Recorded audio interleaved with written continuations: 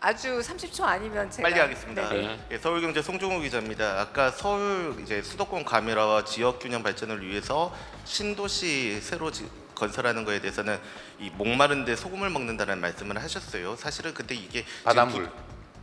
바닷물. 수돗물이 아니고 바닷물. 소금물. 소금물. 바닷물. 아, 소금물. 네. 예. 시간이 없습니다.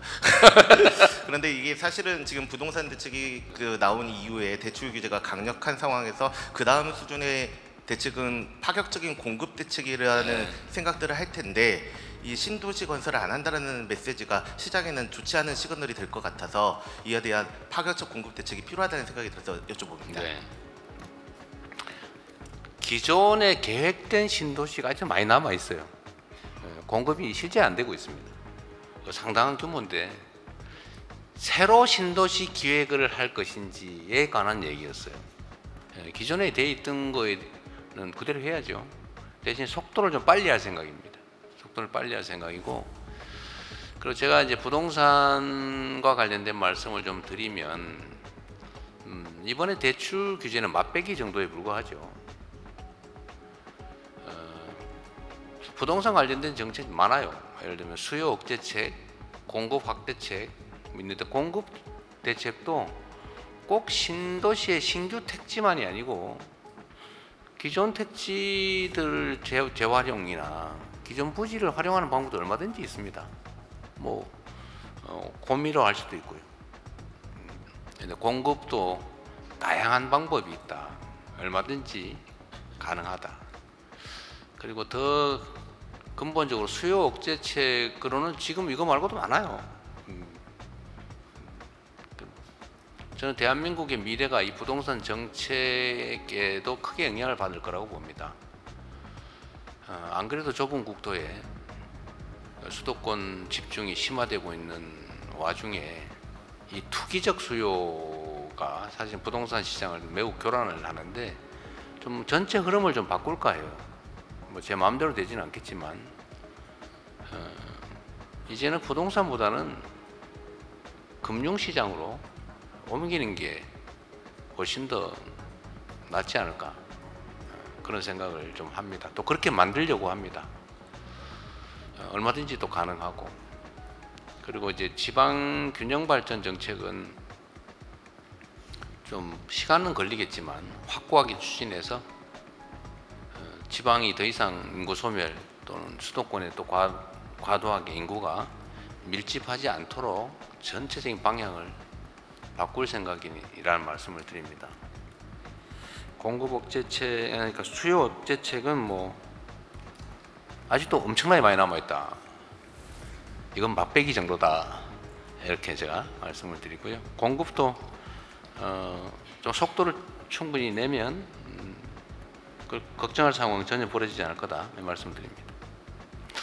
네, 긴 시간 고생하셨습니다. 네. 민주당이 추진해온 상법 개정안에 대해 국민의힘이 전향적으로 검토하겠다고 밝힌 지 이틀 만인 오늘, 여야가 상법 개정안 처리에 마침내 합의했습니다.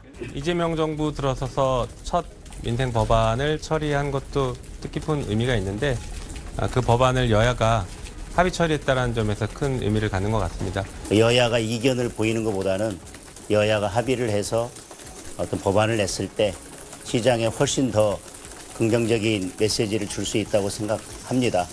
이번 상법 개정안엔 여야의 이견이 좁혀졌던 기업 이사의 충실 의무 대상을 기존 회사에서 주주로도 확대하는 조항과 전자주주총회 도입 조항뿐만 아니라 이른바 3% 룰을 강화하는 조항도 여야 합의로 포함됐습니다.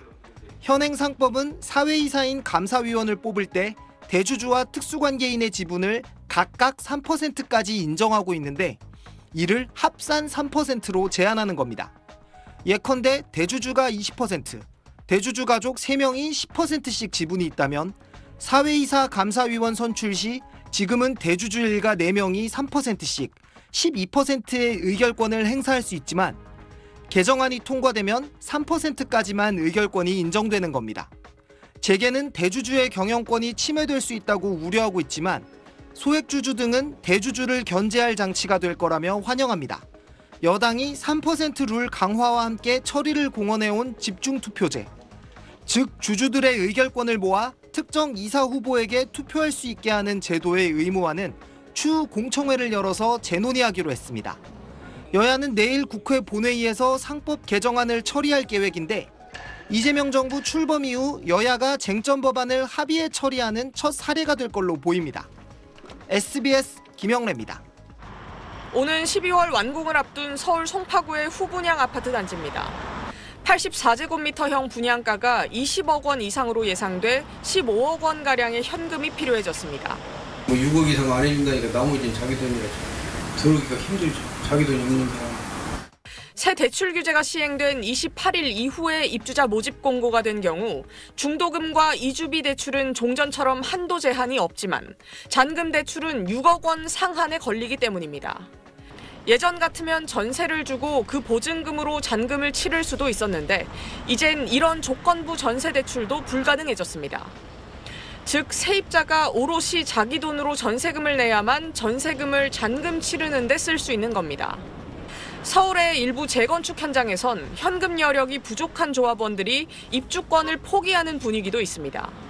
안좋게 치달을 놨더니 아주 똑하게 이 사이트와도 마찬가지고 조건부 전세대출 금지 대상에 이미 분양이 끝난 단지들도 포함되면서 전세보증금으로 잔금을 치르려 계획했지만 아직 임대차 계약을 맺지 않은 수분양자들은 마음이 급해졌습니다. 수분양자들 사이에선 청약 당시엔 실거주 의무가 없었는데 이제 와서 대출 없이 보증금을 낼 수 있는 세입자를 어떻게 구하느냐는 불만도 터져나왔습니다. 분양가가 비싼 서울 일부 지역의 청약 경쟁률이 다소 떨어질 가능성이 있습니다. 다만 서울 청약 시장이 급격하게 얼어붙진 않을 거란 예상이 많습니다. 청약 시장 쪽에서 1순위자인 분들은요.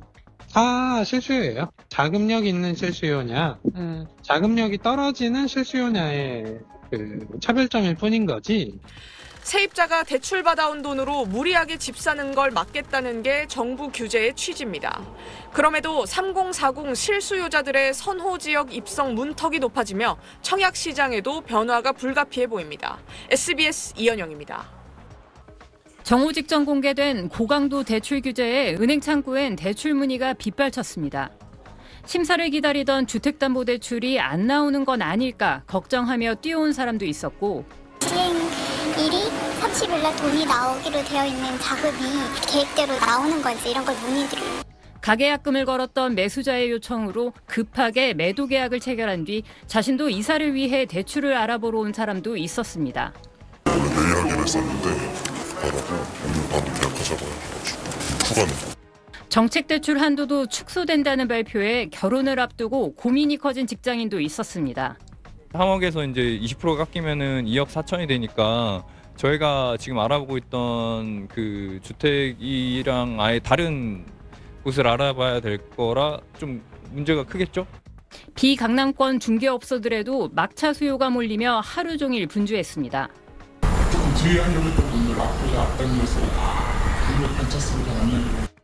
계속 연락 와요. 개투 가능하냐? 불가능하냐? 이미 토지거래 허가 지역으로 묶여 실거주 거래만 가능한 강남권은 상대적으로 동요가 덜했는데 발등에 불이 떨어진 경우도 있었습니다. 어젯밤에 결정서셨고 오늘 지금 대출 규제 나왔기 때문에 당장 막 서류 막 해가지고 달려간 거죠. 구청. 30, 40대 사이에선 일률적인 대출 규제로 내 집 마련이나 선호 지역 옮겨가기만 더 어려워졌다는 불만도 터져나왔습니다. 기득권층만 조금 더 이미 가지신 분들만 오히려 그런 더 벽들이 더 커지는 게 아닐까. 정부는 젊은 층이 느낄 상실감에 수긍한다면서도 주택가격 안정을 위해 언젠가는 끊어야 할 고리였다며 이번 조치의 불가피성을 강조했습니다. SBS 유덕기입니다.